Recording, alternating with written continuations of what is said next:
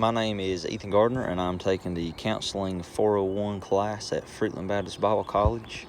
The first question is, according to the text, 25% of church attendees wrestle with a diagnosable mental disorder.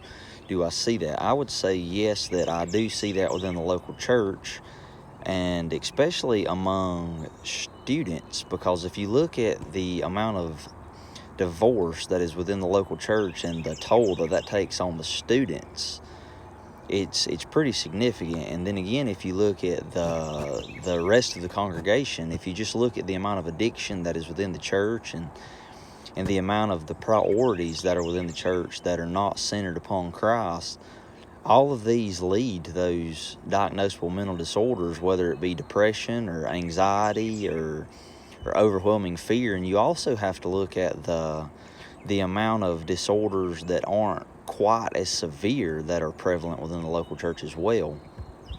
The next question is, what is my reaction to this statistic? And I would say that my reaction to this statistic is, honestly, it's kind of shocking that the number is that high, but it's also not as shocking as one would think when we look at the way the American culture is structured. Our culture is all structured upon a society of, if we're not on a certain level, then we're not good enough. And if we're not doing certain things that other people are doing, then we're not good enough. And that leads to depression and anxiety and fear and the worry as if the culture is not going to accept me. The third question that we're to answer, what are my concerns about ministering to these people with these diagnosable mental disorders? I would say that my first concern would be to being able to recognize them. I mean, in some cases, it's very obvious that these mental disorders are there, but other people may be very good at hiding them.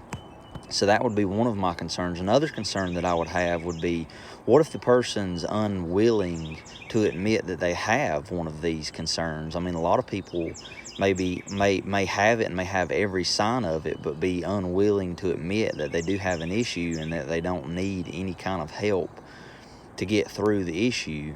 But I would say ultimately the only way to remedy any of these issues would be to point them to the cross and to Jesus Christ, and to share the scriptures with them and to explain to them that if we are a child of God, then we have nothing that is unworkable by Christ.